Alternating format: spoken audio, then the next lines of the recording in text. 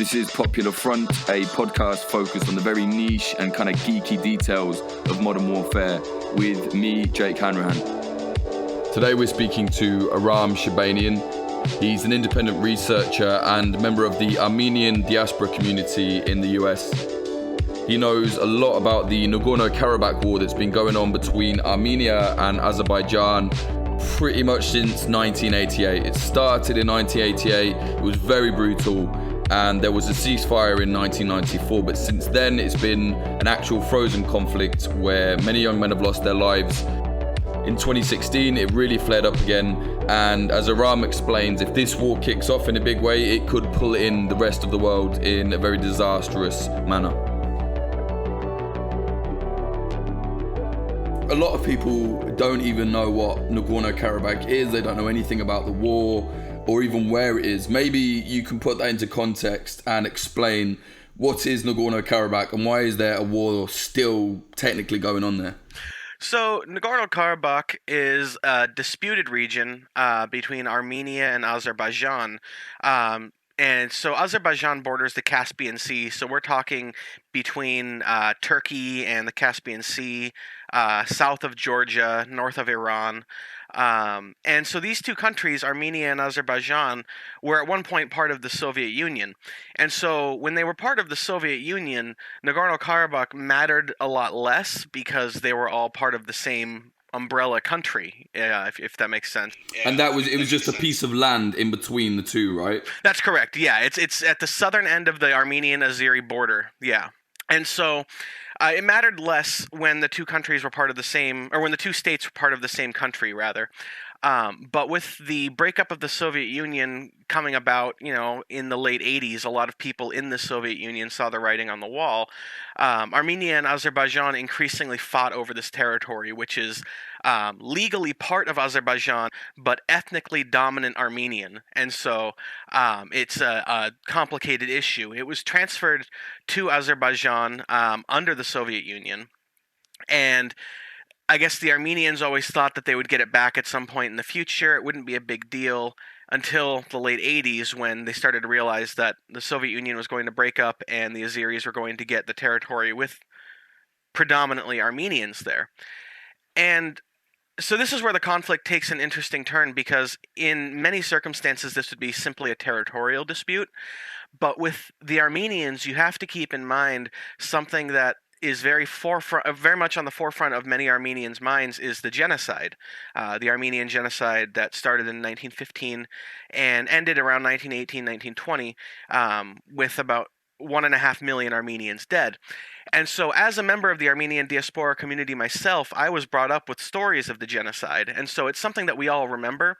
And so when we hear of another country that will suddenly be in charge of an Armenian-dominated area, a country that has a history, especially in the late 80s, of anti-Armenian pogroms, it starts to scare a lot of Armenians, and they start thinking of it with like an ethnic cleansing kind of lens instead of just simply a territorial dispute. And that's why the conflict spiraled so quickly, in my opinion at least. I think it's fair to say that Azerbaijan has always been, very close to Turkey, who, dealt out the genocide. Did that play a part in it as well, would you say? Yeah, that definitely. So as Azerbaijan didn't, it existed, but the term Azerbaijan really didn't until more recently. It was something that came about within the Soviet Union. And so to Armenians, Azeris are Turks. And that's what most Armenians refer to Azeris as, is Turks. Which is interesting because Azerbaijan is also a region in northern Iran, and Azeris from Azerbaijan and Iran who come to Armenia are looked upon as just service employees. It's the guy who cleans the lobby at your business or whatever. But if it's an Azeri from Azerbaijan, then it's a Turk, and they're the worst thing ever to a lot of these Armenians. And it's just kind of an interesting dynamic there. They're both ethnically the same people, but depending on where they're from, they're either just your friendly neighbor or somebody you look down upon. And am I right in saying that Nagorno-Karabakh, it was the first kind of region within the Soviet Union to try and pull away and have independence, autonomy, whatever? In terms of the Soviet Union, yeah, Nagorno-Karabakh was a Soviet civil war for all intents and purposes. I mean, there was a Soviet Red Army unit that was deployed to Karabakh that fought on both sides of the war. The officers on one side, the soldiers on the other. Um, and so for that, in that way, yeah, I mean, if the Soviet Union had survived until 1995 or something, this could have been a much bigger deal. This could have been to the international community, could have been a much bigger deal because it could have brought about much infighting within the Soviet Union.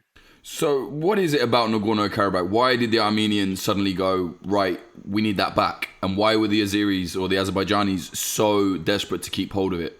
Well, from the Armenian side, it was because it's an ethnically Armenian area. It's also a very historic area for the Armenians. And for the Azeris, it's a large portion of their country, and it's also got a lot of fertile land. So it's an economic thing for the Azeris. It's more of a ethnic thing for the Armenians. And so both sides, they're both small countries, is the other side of the equation. Armenia and Azerbaijan are not very large. If Karabakh was added to Armenia, it would make them roughly equal in size. Azerbaijan would still be a little bit larger. So the Armenia has an incentive in terms of sheer landmass. The other benefit for Armenia that comes with Karabakh is more access to Iran's border, because Armenia has a closed border with Turkey. Out of solidarity with Azerbaijan, Turkey closed their border with Armenia in the early 90s. So Armenia can only export through Iran or through Georgia. And that doesn't leave a whole lot of options for economic export. So the larger border with Iran would give the Armenians more room to export with the Iranians. When things really did kick off properly, when it all turned from, civil disobedience to clashes to all-out war, how did that happen? And, maybe you can explain a little bit about what it was like, because I know it was extremely brutal, right? Yeah, it was.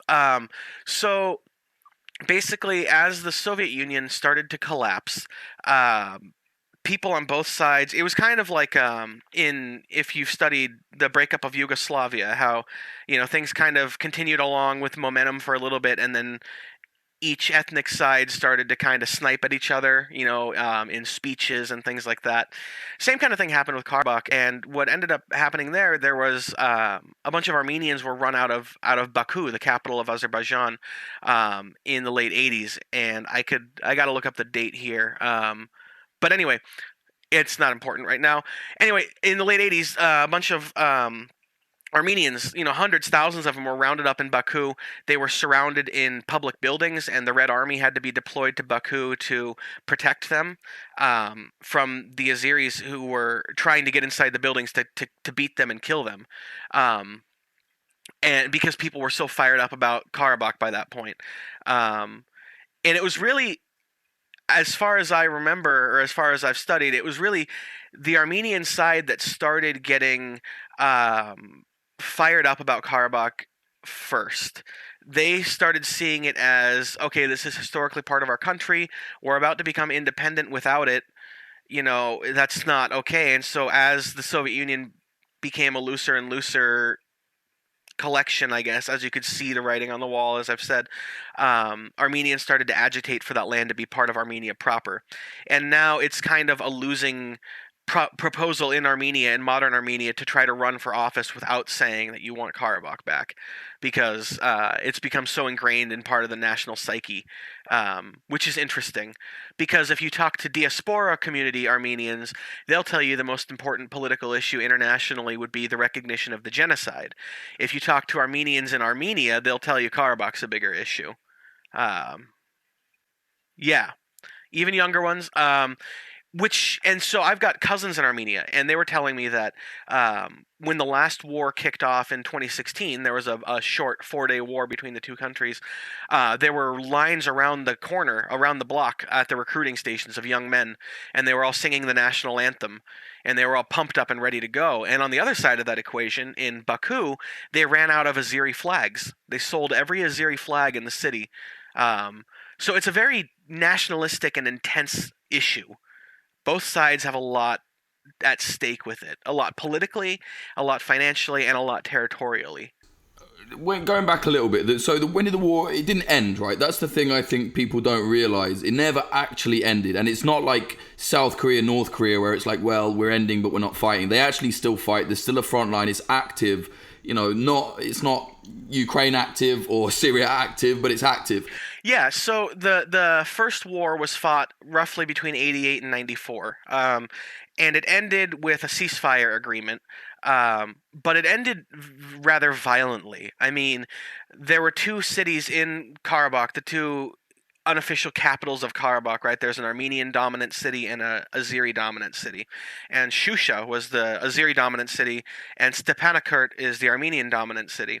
And when Shusha fell to the Karabakh Defense Force, the Armenians, it was basically everybody was run out of the city, and the city was dismantled. And all the equipment, everything from the city was brought to Stepanakert, and they rebuilt Stepanakert with it. So that's the atmosphere with which the war ended in 94. Not ended, but froze in 94, rather. There was a ceasefire agreement. And if you know anything about human nature, you know that that's not a way to end a conflict. That's not gonna stay. If the last thing you do is basically ethnically cleanse a neighborhood, the people who were cleansed, they're gonna want their retribution. This happened on both sides, right? I've read about there being, before all this, Azerbaijanis and Armenians, they would even, there'd be inter-nationality marriages, they got on well, right? And then all of a sudden this line was drawn. Yeah, definitely. I mean, this is a bit of a personal reference here, but my father just married a woman from Azerbaijan, who's an Armenian from Baku, who fled in the early 90s. And that just goes to show you there were a lot of Armenians in Baku, and there were a lot of Azeris in Yerevan, the capital of Armenia, up until this conflict, really. And it really separated the two sides a lot. There aren't a whole lot of Armenians left in Baku anymore, maybe 100 or 200 at the most, whereas there were tens of thousands before. And the same can be said for Yerevan. So yeah, both sides have committed some atrocities in this war. So there were border clashes between 1994 and 2016, and that's what you were talking about, where like one soldier would die every couple days. They'd fire off a couple things here and then at each other. But it was really 2016 was the biggest war since 1994. 1994 ceasefire, and then the Armenians were basically in full control of Nagorno-Karabakh at that point, right? That's correct. The Armenians dominated militarily, and that's for several reasons. There's this myth among Armenians that we are this, and by we, I am an Armenian, that we are this great, like a Kurdish almost mythos, where it's like, we run to the mountains when we have to fight, and we can fight anybody. And I don't know how much truth there is to that. What I do know is that when the Red Army unit was split between Armenia and Azerbaijan in the early 90s, the one I was speaking about earlier, a lot of the soldiers went to the Azeri side, but the officers who were Russian, went to the Armenian side.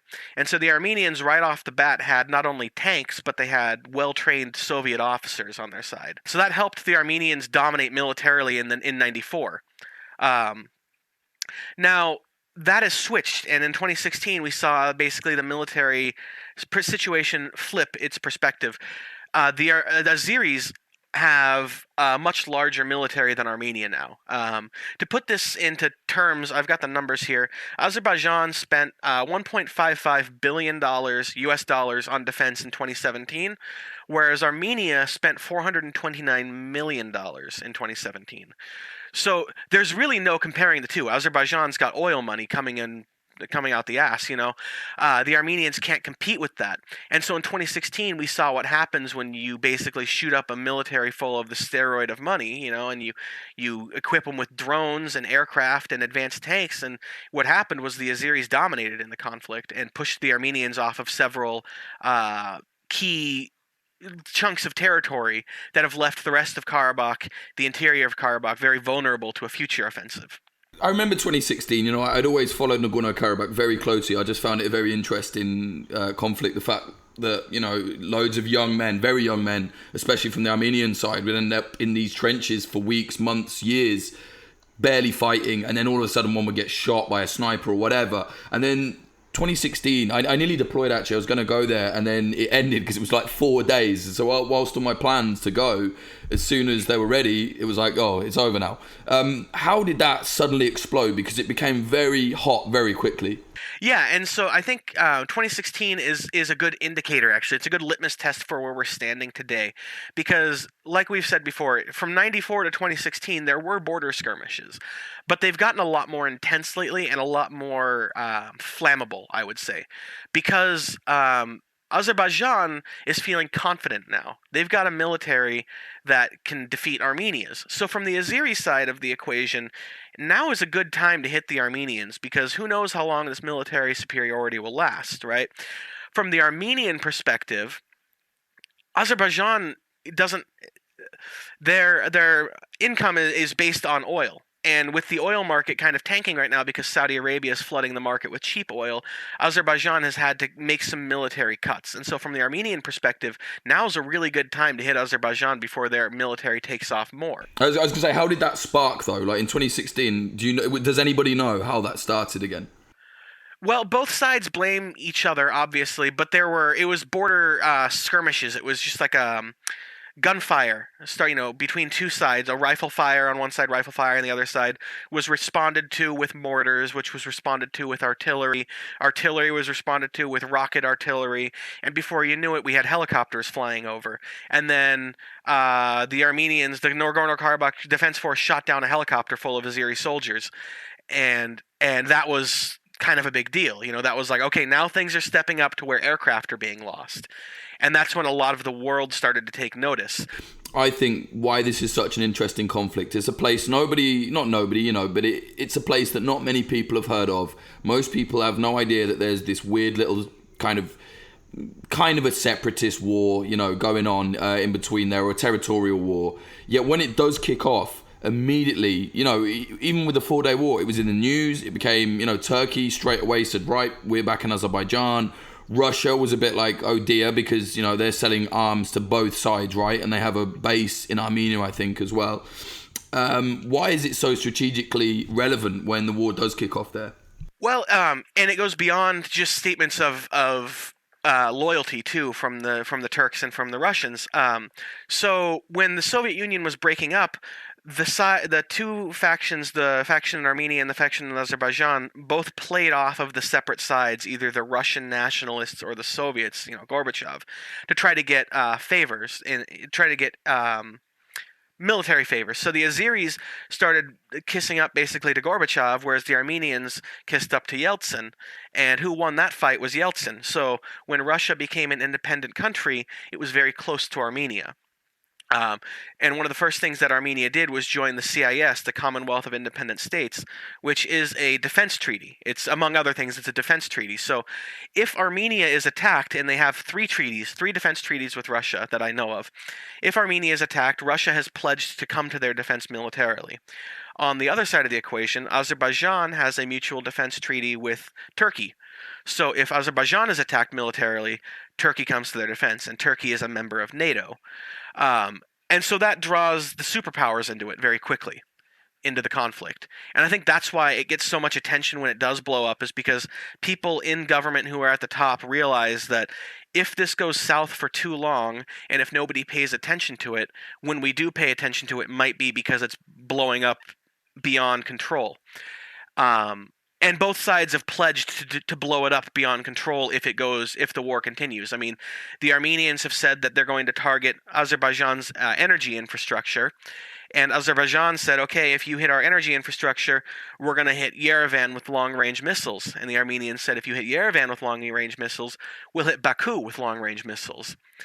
And so, I mean, one doesn't have to be an expert in international affairs to understand how detrimental it would be to have large, long-range missiles raining down on these two very tightly packed cities, especially when Yerevan hasn't even been rebuilt from the earthquake they had in the late 80s. I mean, there's still people living in shipping containers in Yerevan, so a lot of that infrastructure is crumbling, and there wouldn't be a whole lot to rebuild it after the war. It's very interesting as well, I think, where the whole region and both countries are. It very much is, I mean, correct me if I'm wrong, but to me it seems like the edge of the West meets the edge of the East, Absolutely, yeah. It's a crossroads, and from Russia's perspective, it's important for Armenia to remain loyal to Russia because that's their southern or their from our perspective their southern border, right? From the Russian perspective, if you're looking at the map with Russia as the center of it, it'd be the top of their country. Anyway, that's a little confusing without a visual image. Um, So from the Russians, though, it's a an opening that leads straight up into Georgia, and then from Georgia it goes into into Chechnya and Ingushetia, and that's right into the Russian homeland. So it's important to keep Georgia, Armenia, and Azerbaijan at least somewhat aligned with Russia, and with Georgia trying to join NATO, that's opened up a hole in their flank. And so that's part of why Russia has sold weapons to both sides in this conflict, is because if they don't sell weapons to Azerbaijan, Azerbaijan will hop on the NATO train, and then they've got an opening in their flank. And if they don't sell weapons to Armenia, Armenia will do the same thing. And so they've got to keep both sides satisfied. So I don't think it's too dramatic or over the top to say that it's very much in every side's interest that this doesn't go crazy. Absolutely, yeah. It's one of those conflicts that has like the sneaking potential of like Archduke getting shot in Sarajevo kind of thing, where like one thing leads to another, and all of a sudden we're all at war and we're wondering what the hell happened. And I remember the 4-day war. I was tracking it like online, and after even a few, I think about 2 years afterwards, there's still stuff coming out. And I know, there was there was a lot of evidence to suggest that at one point, Azerbaijani troops, basically what I'm saying is it got very brutal. Like there was two Armenian pensioners in Nagorno-Karabakh, pictured with their ears cut off and shot dead in their house, like very gruesome images. And if I don't know if it was completely proven or not. However, I know that basically there was a Yazidi Armenian, his head was cut off and he was basically delivered in 2 parts back to, his family in Armenia, Nagorno-Karabakh. That really struck me that in 4 days that level of brutality just exploded. I think that says a lot about the history of it, Yeah, definitely. I mean, there are Armenian genocide grave sites and memorials that are held by the Azeris now that have been desecrated by Azeri soldiers. And political disputes are one thing. You would think that a genocide memorial would be off limits, but no, that, like you said, that shows the level of hatred that there is in this conflict, which is strange because, as we were also saying, they were brothers in arms not that long ago. What I wanted to talk about is the makeup of the Nagorno-Karabakh Defense Forces. How autonomous are they? Are they just the Armenian army, but people that live in Nagorno-Karabakh, or are they more autonomous than that? So officially they're separate, but in terms of realistically, yeah, they're just part of the Armenian military, I would say, in Nagorno-Karabakh. And I believe you had actually posted this on Twitter a while back. There was this music video that came out not that long ago of the Azeri border guards. It was like a poppy music video. The Azeri border guards put it out. And it was kind of a quaint, fun little video. It was weird. They were playing rock and roll on the bow of a patrol boat as it was sailing across a lake. And but what it was indicative of the covers that both sides used to avoid letting the war spiral, right? So on the Armenian side, the Armenian army doesn't tend to get involved in the skirmishes. It's the Nagorno-Karabakh Defense Force that gets involved in the skirmishes.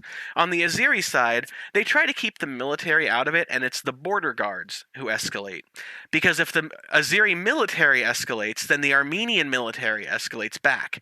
And so it's kind of like an unofficial, but there's a reason the Nagorno-Karabakh Defense Force uses the exact same weapons the Armenian military uses. And that's not only because they're both former Soviet states, but because that's where they're getting their weapons from. What's the structure like for the Nagorno-Karabakh Defense Forces? Say I was an Armenian and I lived in Yerevan my whole life, and I was like, right, I'm a young man now.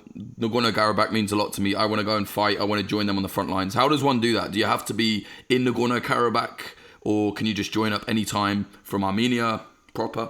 I think it would probably, regularly at least, or ordinarily, you would probably have to go to Karabakh to join up. There might be somebody in Yerevan you could talk to who would drive you there, but I think during a skirmish like 2016, I think it probably would have been as easy as posting on Facebook and getting together with a group of friends, So the personnel strength estimates of the Karabakh Defense Forces is between 18 and 20,000 people, but that does swell during conflict. And they've got about 200 to 300 tanks is about what they're estimated to have, about 200 to 300 T-72s. And so the tanks are actually something the Armenian side has always had in their strength, in their favor, is the Armenians are really good at using tanks in the mountainous areas of Nagorno-Karabakh. And the Azeris have negated that by buying Harap drone systems from the Israelis. And so those came out in 2016 and were incredibly effective against the Armenian soldiers. Basically, it's a large truck, like a panel van, with I think 12 to 15 autonomous drones in it. Autonomous UAVs, rather, unmanned aerial vehicles in it, and they fire out of the side of the truck with a rocket, go up to altitude and circle the battlefield with a camera on them, looking for the heat signature of a tank or of a fuel truck or whatever they've been programmed to go after, and then they dive down and explode. It's a suicide drone, and they were very effective against the Armenians because the Armenians didn't have anything that could really stop them, because they're small. You can't really use an anti-aircraft missile on them. They're too small for that. I mean, you could, but if you're Armenia, you don't have that many missiles to spare. So that's really I find that so fascinating that high-tech weapons used in a low-tech war, essentially. You know what I mean? It's bizarre to me that these guys are running around in the Caucasus Mountains or wherever, but you've got all this mad machinery from all over the world kind of fighting each side. Yeah, well, because the Azeris have a ton of oil money, and so they buy stuff indirectly from the West, but they get military assistance from the United States, but they also buy a lot of stuff from the Israelis and the Turks. Right now, the Armenians don't spend nearly as much money on defense, but they get I don't know if this would be a fitting reference or not, but like a Costco discount sort of on tanks from the Russians. They get, they buy them in bulk, and they, buy 10 get 2 free kind of thing. The Russians give the Armenians all kinds of deals, and so the Armenians have a lot of old Soviet tech, whereas the Azeris have a lot of newer high tech fighting equipment. And so it's interesting to see the two sides trying to make do with what they've got. Obviously, now we'll talk in a minute about what happened in Yerevan recently, but the old leader of Armenia and the current leader of Azerbaijan, I read something basically saying it's very much in both of their interests to actually not resolve the problem in Nagorno-Karabakh because of money, because of it was helping them keep power. What do you think of that? Right. It's in both of their interests to kind of, especially on the Azeri side, to kick things off now, because so on the Armenian side, there's been a lot of agitation from the youth, especially about reclaiming parts of Karabakh that were taken by the Azeris in the 2016 war. Armenians see that as like an affront to their dignity and to their culture. So in the 2016 war, the 4-day war, the Armenians took more land. Is that right? The Azeris took land. Oh, the Azeris took land. That's correct. It was in the northern, I think, sections of Karabakh, but it was at the mouth of a valley that leads towards Stepanakert, and so once these outposts fall basically at the end of this valley, then it kind of leaves an open trail straight to Stepanakert, and so that's why a lot of Armenians were upset, because in the next war, next time Azerbaijan wants to push there, they'll be within a day's fighting time of shelling Stepanakert, and then you've got a refugee crisis, and then you've got a military crisis. I think what it does as well, like when that happens, it creates, there's a new drive now. So, young men, right. Historically Nagorno-Karabakh, but now it's like, well, they took our land back like 3 years ago, so we need that. You know what I mean? It creates like this new thing to fight for that's more relevant to their era or their generation. It like rips the scab off the wound, basically, and makes it a fresh wound again, and now all the young people want to fight and die for something that really they didn't care about 5 years ago. Or they might have cared about it, but really, they weren't ready to fight and die for it. Like, you know what I mean? I think it's kind of comparable with, so for example, in southeast Turkey, northern Kurdistan, whatever. When I was with the Kurdish militants, the youth, the Yirgakash, most of them had never heard of Kobani before it happened. and then all of a sudden they were flying over that border to help, you know what I mean? And all over Jizra, Salopi, there was, resistance of Kobani sprayed all over the walls. And I thought that's really interesting. These kids didn't know this place even existed a year ago. Yeah, exactly. It was similar to the Kobani poll. And that's also what worries me, is that, especially in Armenia, there's not a lot of economic opportunity, especially for the younger generation. And so a lot of people join the military, but a lot of people are restless. Armenia has had basically a pretty bloodless revolution recently, and that has changed a lot of things. They got rid of what was essentially their pro-Russian but very corrupt government, right? Explain what happened there. The guy who was formerly the prime minister of Armenia, now Sargsyan, had been more or less in power since he came into the public eye in Armenia in 1996, so right after the war had ended, 2 years after the war had ceasefire, and he became the prime minister of Armenia way back in 2007. And he became the president in 2008. And in 2008, protests broke out in Yerevan against Sargsyan because people thought that the election was fraudulent, the one in which he was brought to power as president. He was able to crack down. That's the recent one, right? No, this is 2008. He cracked down. Oh yes, yeah. Because he came back, right? Yeah, right. Sorry. Exactly. In 2013, he was reelected, and there were protests in Yerevan again and across the world in the diaspora community. And then more recently, this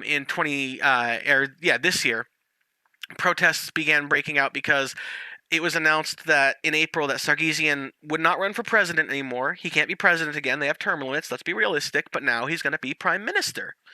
And the new position of prime minister had the powers of the president all of a sudden. And who had created this position? None other than President Sargsyan.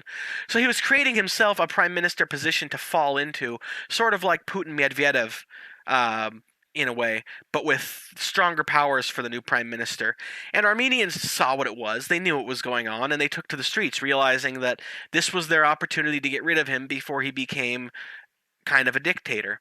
So people took to the streets, and at first they announced, the government announced we won't have the prime minister position anymore. And the people said, no, we don't want Sargsyan anymore at all. We want him to step down immediately, and we want Nikol Pashinyan to be the prime minister. He's an opposition leader.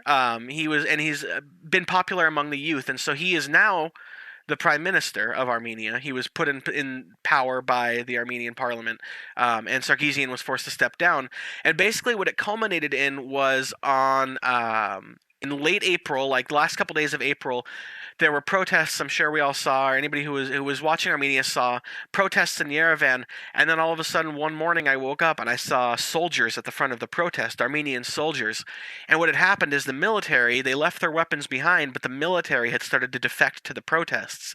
And that's when the prime minister, the president, Sargsyan, realized that he didn't have a choice. He had to step down, or the country was going to fall apart, and then the Russians were going to intervene like they did in Ukraine. And that's the last thing anybody wanted, was Russian intervention. There's an amazing video where basically somewhere in Yerevan, all of the troops just jump their barracks, basically. They just leave. The gate opens and they just fly out. And then there was just photos everywhere of guys, soldiers in full fatigues, head to toe, holding the banners of the opposition. I thought that was a big sign, that things could either go really badly, or that, like you said, it happened how it did. Yeah, when I saw that, I remember thinking, all right, this is going to go one of two ways right now, and I really hope it goes, way number one, and it did, so we're lucky for now. And what does that mean now for Nagorno-Karabakh? Because I saw this guy, the new prime minister? Yeah. Yeah, so I saw the new prime minister, the very first thing he did, like on his first day of official in office, was go to Nagorno-Karabakh. And I saw the Azerbaijanis were, going crazy about that. How does this change that situation? I think if anything, it makes it more tense. Because when you had a pro-Russian guy in charge, you had somebody who had an interest in the war continuing to sort of smolder, but not extinguish completely, right? Because the Russians are making money off of selling weapons to both sides, and so and the Russians are important to both sides when the war is going on. So if you're a Russian-backed politician, you're going to go with what Moscow wants on that, and so you're going to keep the war smoldering. This new guy has an interest in ending the war and ending it on Armenia's terms. And so, from his perspective, he's got a bunch of pissed off young Armenians, and Armenians are good at fighting from their perspective. And now is the time. Now that Azerbaijan is kind of weakened because of the oil price drop, now is the time to hit them. And from the Azeri side, we've got a ton of money all of a sudden from their perspective, right? As Azerbaijan, we've got a ton of money and we've got a stronger military. Why don't we hit the Armenians right now? And so, if anything, the revolution in 2018, in April of 2018, really just threw more fuel into the air, I guess. It's like a fuel air bomb, and there's more fuel in the mixture now. I would not be surprised if a large-scale war broke out between the two countries within the next year or two. Like, that would not shock me at all. It sounds to me like when you say, this new guy, he wants to end the war on Armenia's terms, that means fight the war and win it, because there is no ending the war on either side's terms, it sounds like. Right. It means fight the war and decisively defeat the Azeris so they cannot contest Nagorno-Karabakh again. That's very different from let's have a peace agreement. And it's also very different, from let's maintain the status quo. It's much more violent. And as I was saying, they sold out of flags in Baku. I mean, Armenians are nationalistic and fired up, but so are the Azeris. It's not like one side has a monopoly on nationalism here. Like, both sides are very fired up, and like you pointed out, both sides have resorted to ethnic cleansing and brutal crimes against humanity very quickly in these conflicts. That would be a hideous war, I think. It would be awful. What is your thoughts? I don't know how widespread this is, but I was in some kind of rabbit hole on the internet the other day reading about this, and there were people saying that there were people trying to reframe what would be a future Nagorno-Karabakh conflict as one that could be sectarian. So they were saying, it would be like, the Crusaders, because obviously Armenians are all, Christian Catholic, is it? Armenians are... the Armenian Orthodox Church. And then Azerbaijanis are obviously, they're all mostly Muslim. Right. What do you think there's any weight in that they would try and spin it that way? Because I have seen, on social media, especially diaspora kind of people who seem to get the most riled up, ironically, framing it as that a little bit. Yeah, what's interesting is you point out that it was the diaspora community that gets the most fired up about it being a religious conflict, a sectarian conflict, and that's what I've seen too. Is from the diaspora community. They immediately start making it about Christianity versus Islam, and I don't know how much that plays into the official reasoning behind the war. I don't really think it does. I mean, I think if the war were to explode, I would not be surprised if both sides became suddenly more religious, as happens in war. I mean, Saddam Hussein embraced Islam in the after the Gulf War and put Allahu Akbar on his flag because he realized that he needed to co-opt the religious movement. So I think that both sides might do the same thing if the war really explodes. And at least on the Armenian side, it's probably less likely because Armenia's got an interest in at least being ostensibly secular, whereas Azerbaijan can be they can get assistance from Turkey even if they're not towing the secular party line, right? Because Turkey isn't either anymore. Armenia, one of their biggest backers, strangely, is India. And India has an interest in Armenia being more or less secular. And of course, India's support for Armenia comes out because Pakistan, out of support for Azerbaijan, doesn't recognize Armenia's existence as a state. So Armenia is not fully recognized at the UN because Pakistan doesn't recognize Armenia.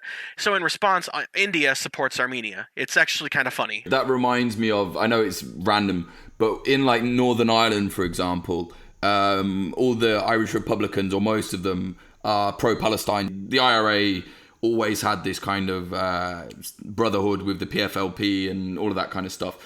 So you'll see the Irish Republicans, waving their Palestine flags, as they have done for years.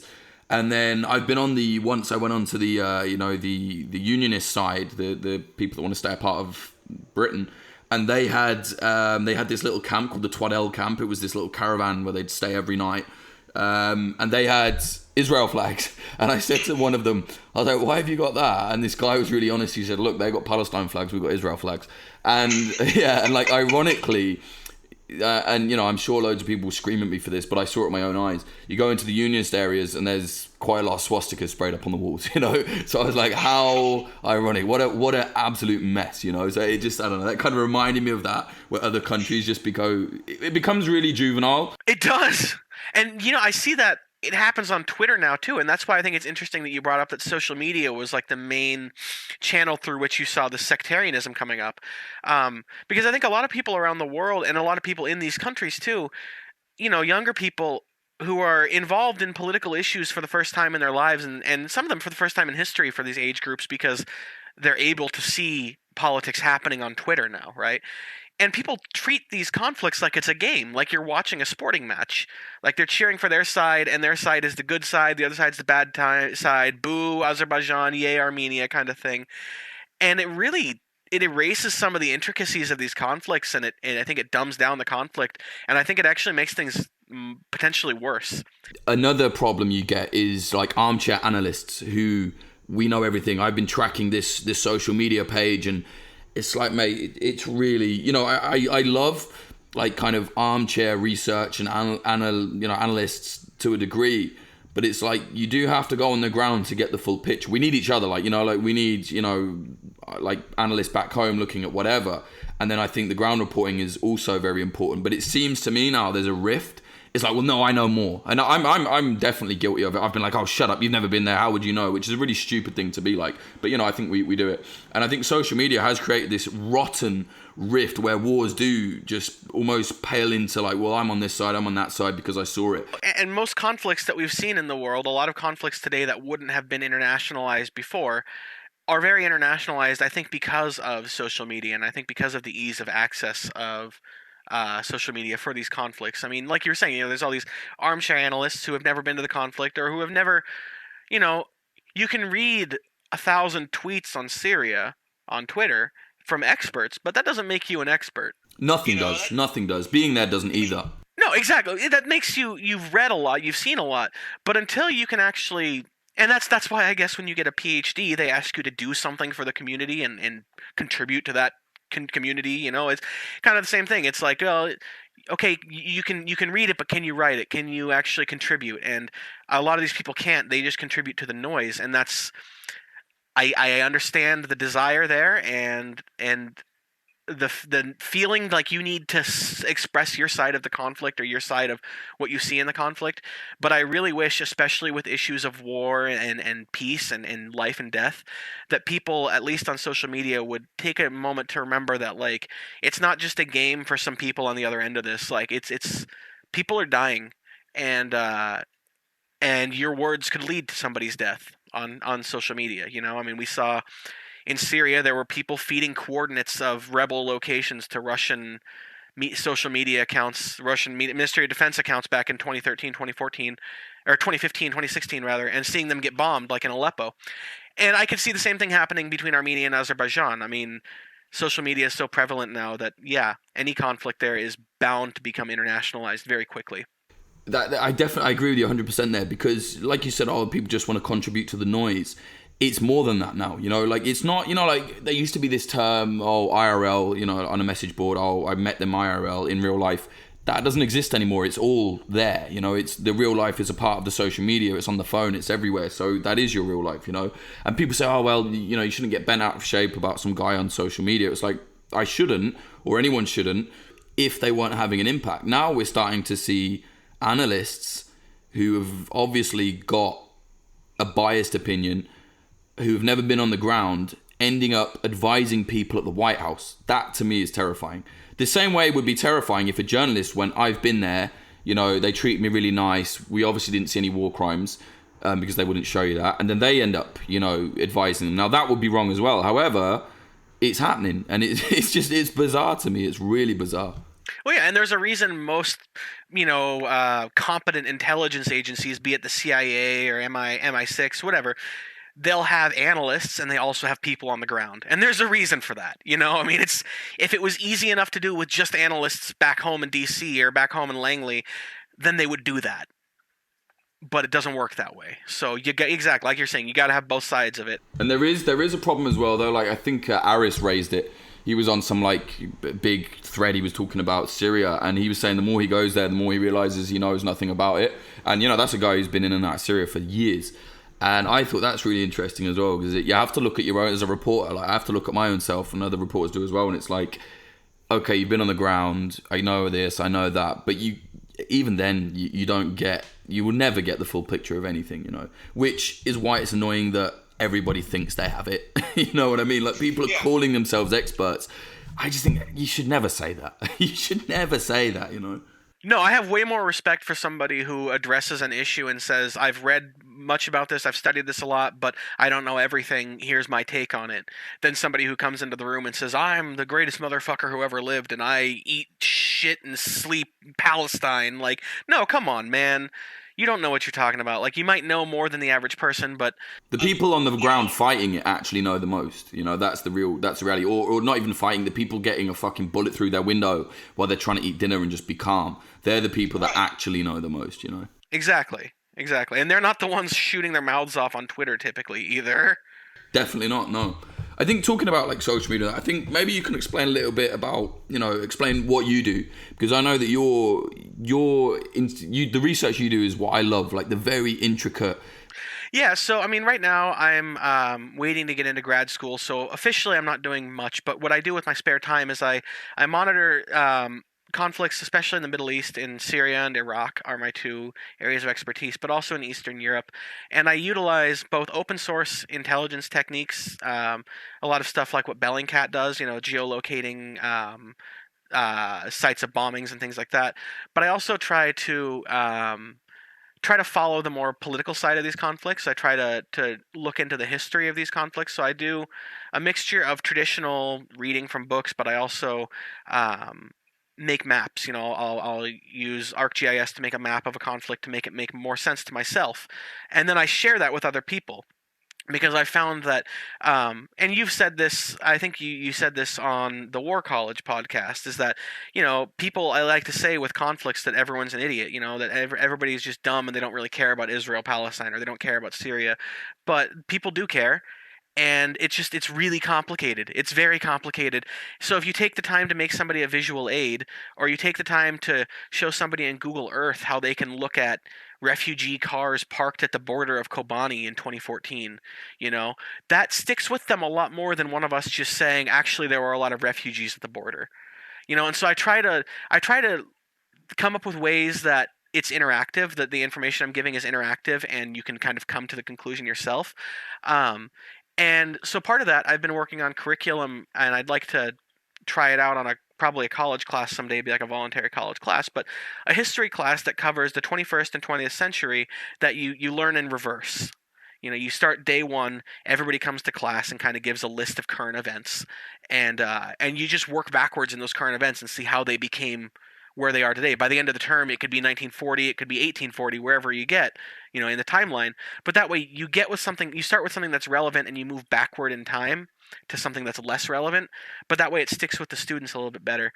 And so a lot of the work I do is to try to come up with methods that I can use to teach these students, interactive methods and things like that. With this whole Popular Front podcast, like I keep saying, I'm like, oh yeah, I'm planning, I want to do something else with it. And I do. But I don't know if it's even achievable, but I just wish that all of the sniping and horrific, level of competitiveness within journalism and researching and analysis, I wish that could just all come together without the bad bits. And like people like you and me, like if I was like, right, Aram, I want to go to Nagorno-Karabakh, I need this. You know what I mean? We could all work together. It would be so good. I'm sure, a lot of people are doing that now. Like, New York Times, I think Malachi, Brown, his name is. He does excellent stuff with videos, and he works with Bellingcat and stuff like that. I don't know. I just think there's got to be better than what's going on right now, I think so too. I think it's multifaceted. I think part of it is that a lot of this technology is really new. And I was watching a talk the other day. It was a DFR lab talk through the Atlantic Council, and the guy was saying that basically, with every advent in communications technology, there has been a period afterward wherein bad people for lack of a better term, can take advantage of that medium. With the written word, there were religious wars. With the book, with the book, there were religious wars. With newspapers, there was yellow journalism and the Spanish-American War. With the radio, we had Hitler. Internet is just, yeah, it's going to suck for a little bit until we can all figure out how to cope with it.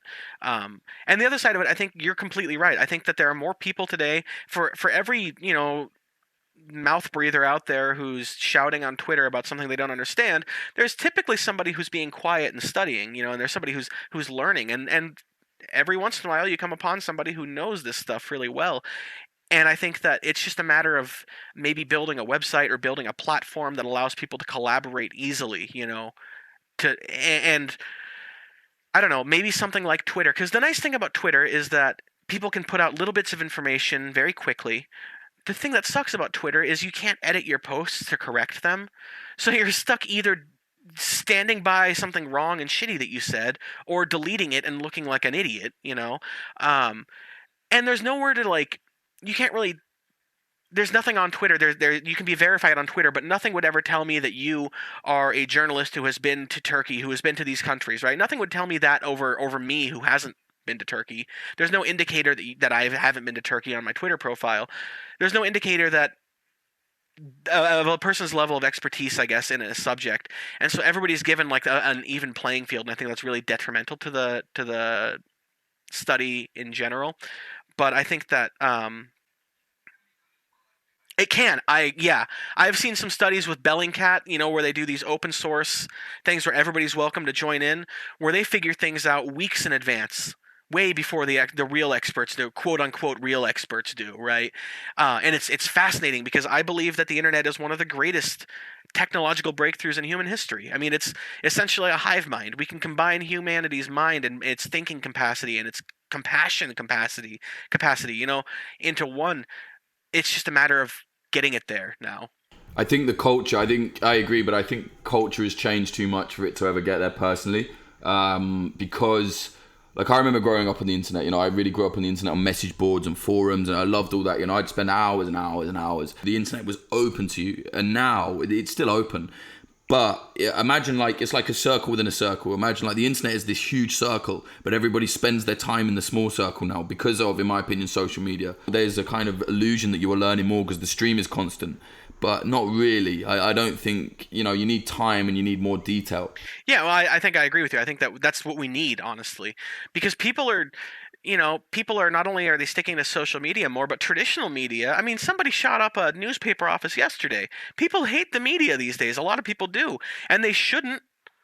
They really shouldn't. But a lot of people are, even if they're not going to shoot members of the media, like this crazy guy, or not crazy, this guy did yesterday, there's still a lot of people have this aversion to the media. Well, the media lied. The New York Times lied to get America into Iraq. Therefore, everything they ever say will be a lie.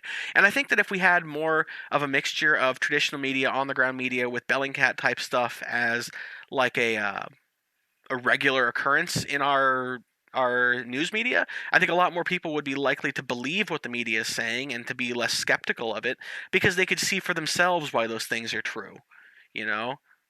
I know that with the sarin attacks in Syria, Assad dropping gas on his own people, and a lot of pro-Russian people, will say, "Oh, Bellingcat are liars," and they say, "Well, if we're liars, then here's the evidence. We put it out there in real time, basically." I sound like a Bellingcat fanboy, I reckon, but I read them a lot, and what they're doing, I think, is quite honest, because it's whether and I actually don't like the Atlantic Council. I'm not a fan of the Atlantic Council at all, and they're very heavily linked to Bellingcat. But I do believe that the ethos of what Bellingcat are doing, it cannot be lying. You can't really lie because it's well, there it is. Now, that doesn't mean to say that there could be someone who's a bit corrupted and then start bending what they put out here and there. That would be awful. But I think a lot of their information, if you want to pick it apart, you can.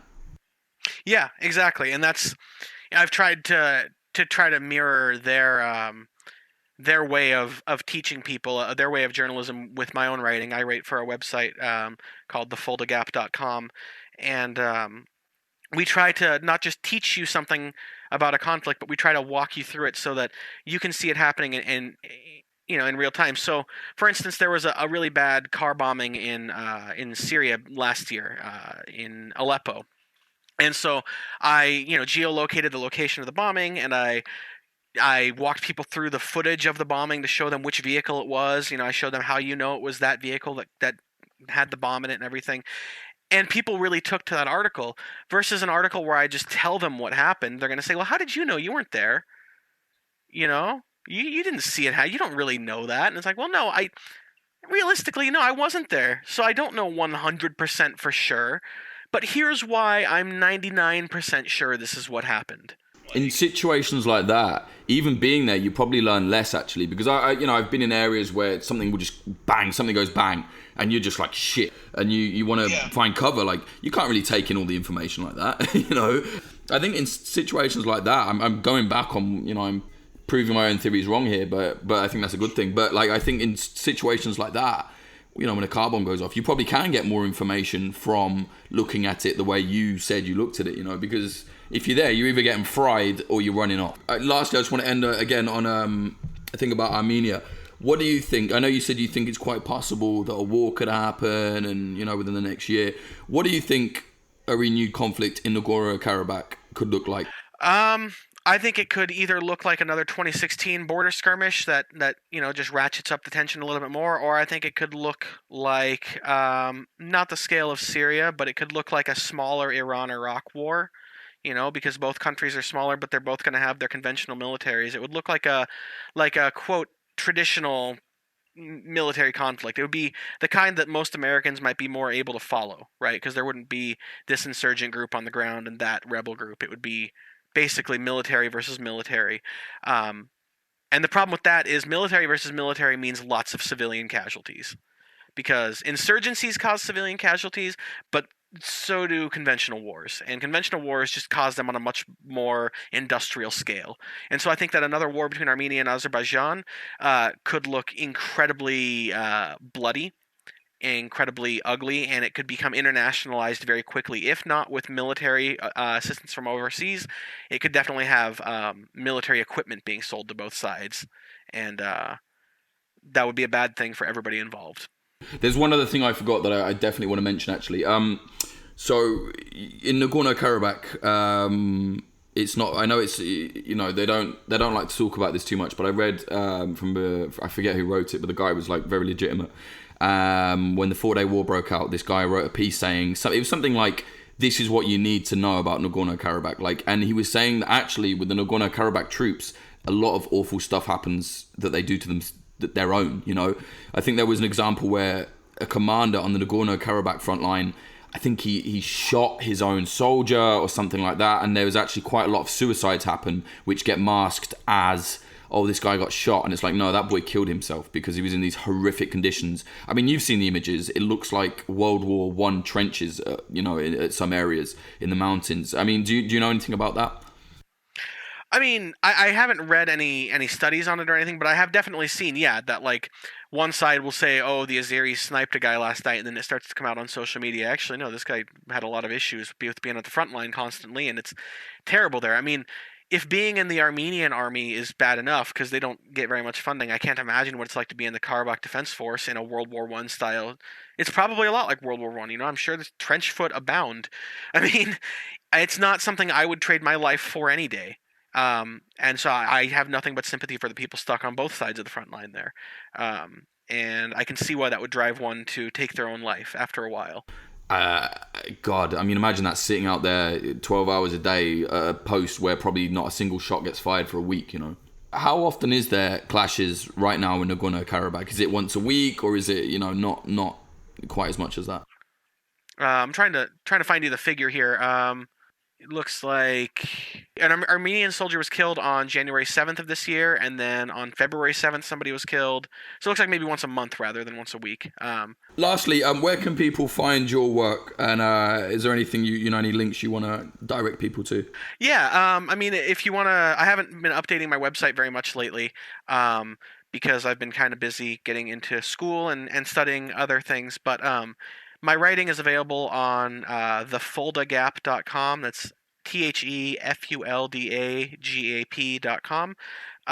And I am on Twitter under my name, Aram Shabanian, and it's at Aram Shabanian. So it's AramShabanian. My current screen name is Regime Change Ghoul. It is a name I was given by a tanky a while ago, because I was not supportive of Bashar al-Assad's government. So I am a Regime Change Ghoul now. How dare you not be in support of that hell? Yeah. All right, man. Thank you very much. Cool. All right. That was Aram Shabanian talking about Nagorno-Karabakh, the kind of hidden war in between Armenia and Azerbaijan, and how if it does kick off, it will explode in a very big way. You can find him on his Twitter, as he said at the end of the interview. For all things Popular Front, follow me. That's at Jake_Hanrahan, HANRAHAN. If you like what you hear on the episodes, consider supporting us on Patreon. For $5 a month, you can get extra bonus episodes that you won't hear anywhere else. $5, that's what, one coffee a month. So, if you like the show, it's probably worth it. We've been getting some really good reviews on the iTunes. So if you can, subscribe and review it, because that will help the podcast get more popular and hopefully help it grow into something a little bit more than a podcast. One of the reviews we got the other day, it said this is like crack for war nerds, and that's exactly what I wanted to do, with the podcast. So I'm glad people like it.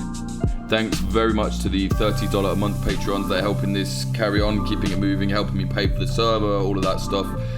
They are Andrew Stover, Joanne Stocker, and Sergey Slipchenko. Thanks very much. Music in this episode, the intro, as always, is by Home. The outro is by Son of Old, a mate of mine. His SoundCloud is soundcloud.com/son-of-old. And this episode was sponsored by thedefensepost.com. Defense with an S, go and check them out.